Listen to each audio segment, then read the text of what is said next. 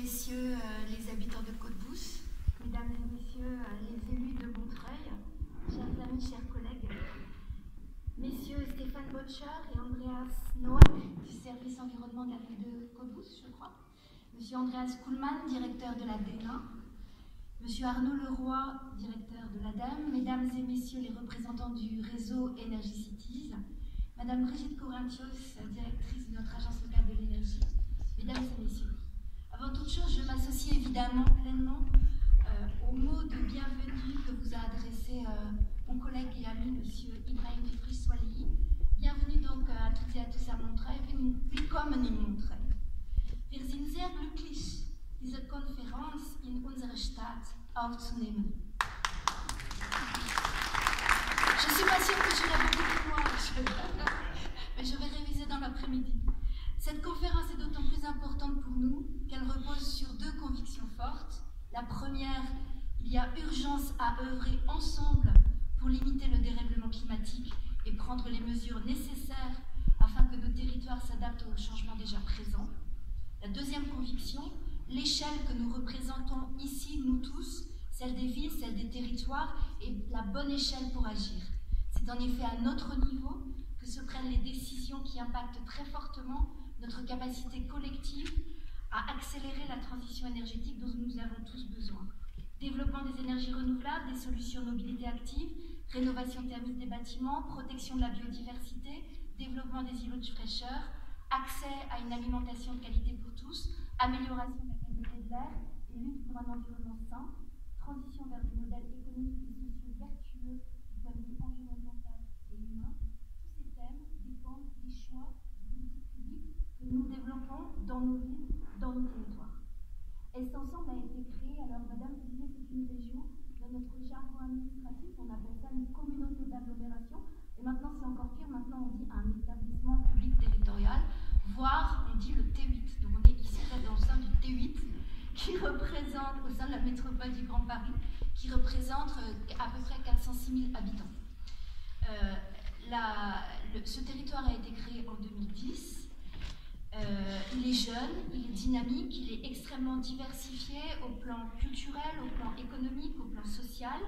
Nos habitants viennent littéralement des quatre coins de la planète, puisqu'on a quotidiennement, on est plus d'une centaine de nationalités différentes à se côtoyer dans l'ensemble de nos villes.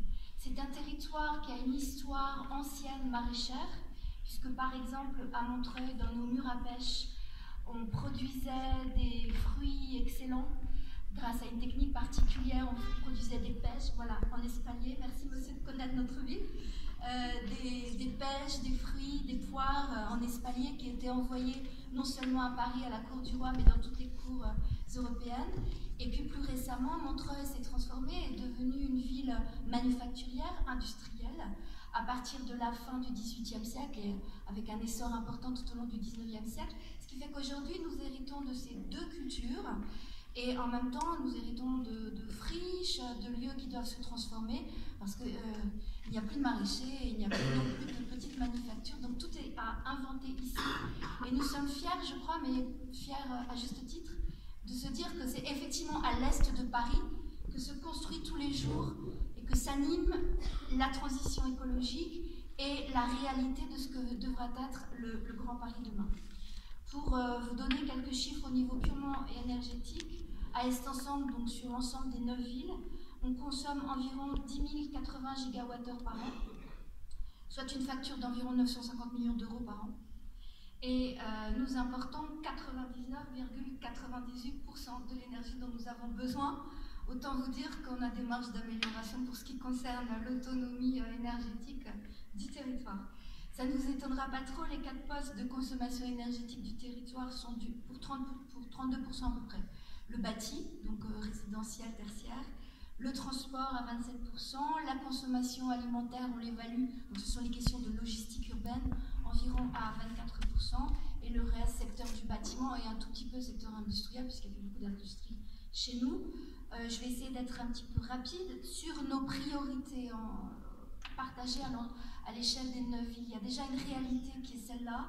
Nous avons environ 90 000 logements du parc privé qui ont été construits, dont une grosse majorité a été construit avant 1974, c'est-à-dire avant les premières lois concernant l'isolation thermique des bâtiments. Ce qui veut dire que sur nos territoires, là, il y en a d'autres en France, il y en a évidemment d'autres, je pense qu'en Allemagne, vous connaissez ça par cœur aussi, mais les passoires énergétiques, on sait ce que c'est. On sait ce que c'est et nos populations en pâtissent tous les hivers, mais aussi maintenant tous les étés. L'hiver, il fait trop froid, et certaines familles ne peuvent plus vivre dans l'ensemble des pièces dont elles disposent. Et l'été, eh bien maintenant, il fait trop chaud, les appartements sont devenus des étuves.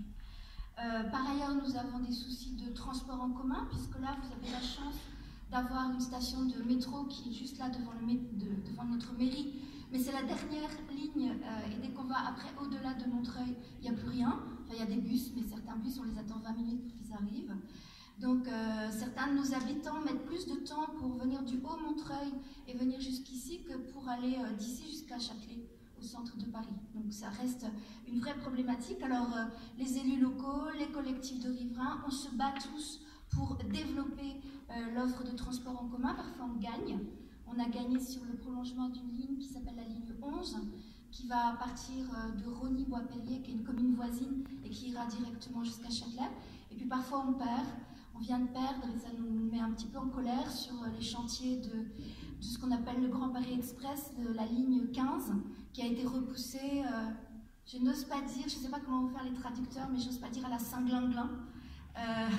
Enfin, ça a été repoussé tellement loin qu'on n'y croit plus beaucoup pour le moment. Et puis, et voilà. Et l'autre spécificité de notre territoire, c'est que nous avons sur ce territoire, et je suis heureuse de voir qu'il y en a quelques-uns dans la salle, des acteurs jeunes, dynamiques et extrêmement entreprenants, et qui nous aident, nous, à développer des projets qui sont des projets absolument passionnants pour la transition énergétique. Bien sûr, tout à l'heure, on va en reparler.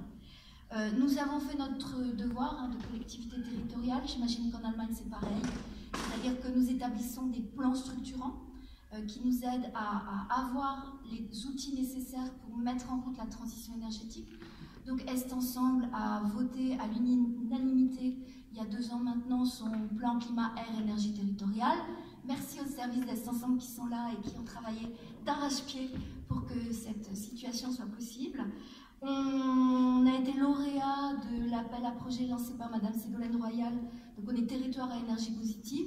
Ça c'est un gain qui est un petit peu en demi-teinte parce que quand il y a eu un changement de gouvernement, le nouveau ministre nous a appris qu'il n'y avait pas forcément tous les sous nécessaires pour faire les cadeaux que Madame Ségolène Royal s'était promise de faire, donc on n'a pour le moment pas eu encore la totalité de notre chèque, mais on verra plus tard. Et puis, ça c'est quelque chose qu'on partage, je pense, avec beaucoup d'entre vous. Nous avons intégré la démarche Citergy, donc d'Energy Cities. Nous sommes à nouveau en train de travailler beaucoup au sein de notre établissement pour faire en sorte que ce qu'on espère, c'est que début 2020, on puisse commencer à gravir les marches du podium et devenir peut-être, j'espère, Cap Citergy. Voilà. Par ailleurs, nous sommes alors... Ibrahim en a déjà parlé, nous, au niveau de Montreuil, au niveau du territoire, on poursuit le développement des réseaux de chaleur grâce à la géothermie.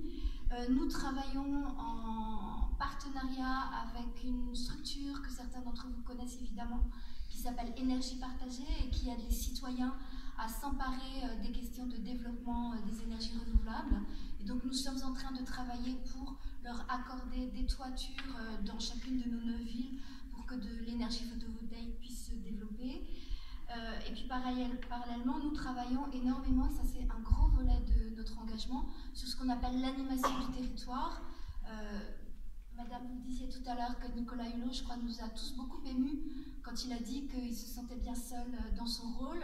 C'est aussi ce que nous avons ressenti, et nous essayons au niveau du territoire de faire en sorte que nous ne soyons pas seuls. Un élu tout seul dans son bureau avec 2 ou 3 personnes des services, si pertinent, si enthousiaste soit-il, ne peut pas grand-chose. Donc notre conviction, c'est de réussir à embarquer le plus de monde avec nous. On a une première chose qui s'appelle les défis famille à énergie positive. Donc nous proposons à des familles de s'engager pendant toute une saison de chauffe et de réussir à faire des économies d'énergie avec des éco-gestes et en s'amusant. Nous avons développé depuis 3 ans quelque chose, un dérivé de ces défis FAEP qui s'appelle le défi Ecomome, où là nous travaillons avec les centres de loisirs du territoire. À ce jour, on a réussi à engager avec nous plus d'1 millier d'élèves d'écoles primaires et d'écoles maternelles. Et moi, je suis personnellement extrêmement fière et puis extrêmement émue de voir à quel point nos enfants sont vraiment extrêmement dynamiques dans tout ce qui représente les luttes contre les déchets qu'on voit partout, les luttes contre le gaspillage de l'eau, les luttes contre les lumières qui sont allumées à toute heure du jour et de la nuit, etc. etc. Donc ça, c'est un beau succès. Je tiens là encore une fois, elle aura les oreilles qui sifflent, mais à remercier notre agence locale de l'énergie MVE qui nous accompagne vraiment beaucoup là-dessus. Et puis la dernière chose dont je voulais vous parler, il y a effectivement beaucoup d'autres sujets, mais on ne va pas durer trop longtemps. Nous venons de lancer une plateforme de lutte contre la précarité énergétique qui nous permet, et ça c'est aussi extrêmement intéressant, de réunir autour de la table tous les acteurs qui sont intéressants à un moment donné pour travailler contre cette précarité énergétique. Il faut qu'on mette ensemble ce qui n'existe pas trop, vous me direz en Allemagne comment ça se fait, mais à la fois des travailleurs sociaux, des énergéticiens, des banquiers, toutes personnes qui en temps normal n'ont pas forcément beaucoup l'habitude de travailler ensemble. Donc cette plateforme de lutte contre la précarité énergétique a cette vocation de permettre à ce que des familles bientôt puissent se chauffer correctement. Je veux juste conclure, si vous me permettez, comme on est quand même, je pense que vous me l'accorderez, au début d'une année un petit peu particulière en termes d'élections. Je voudrais juste faire un petit pas de côté. L'Europe va mal, de mon point de vue. L'Europe est extrêmement malade. En France, nous avons en ce moment même un procès de jeunes militants d'extrême droite qui ont tué il y a 4 ans un jeune militant qui était antifasciste. Ils l'ont tué dans Paris. Donc le procès se déroule en ce moment. Il ne faut pas qu'on oublie qu'il y a 1 an, la représentante du parti d'extrême droite faisait plus de 10 millions d'électeurs au 2e tour de l'élection présidentielle. En Allemagne, j'ai vu qu'il y avait le malheur qui est arrivé à Chemnitz et tout ce qui s'en est suivi. On suit aussi avec beaucoup d'inquiétude le nouveau parti Aufstehen. On a vu ce qui s'est passé en Italie. On sait ce qui se passe aussi en Hongrie. Bref, l'Europe, à notre avis, est malade. Personnellement, en tant que Montreuilloise, mais aussi je vous fais une confidence en tant qu'Alsacienne, en tant que Française, en tant qu'Européenne, je veux vous dire que dans ce climat général aussi inquiétant que dangereux, je suis convaincue de la responsabilité particulière que nous portons, nous, Français et Allemands. Nous devons agir pour les jeunes du XXIe siècle, pour nos enfants, pour nos petits-enfants, afin d'enrayer les vents mauvais qui soufflent de plus en plus fort dans tous nos pays. Nous devons protéger la paix et la coopération en Europe. En 1952, le retour de la paix et le début de la coopération entre nos 2 pays s'effectuait déjà sur des questions d'énergie. C'était la CECA, la Communauté européenne du charbon et de l'acier, qui créait les bases de l'Union européenne. 66 ans plus tard, moi je pense que la transition énergétique peut certainement être un des leviers sur lequel nous pouvons nous appuyer pour relancer la construction européenne dans un esprit de partage, d'expérience et de synergie. C'est aussi pour cette raison absolument impérieuse que nous sommes si heureux de vous accueillir pour cette conférence. Mais j'ai assez parlé, je nous souhaite donc à tous et tous de bons échanges. Also ich glaube jetzt, dass wir zusammenarbeiten müssen. Vielen Dank. Merci beaucoup.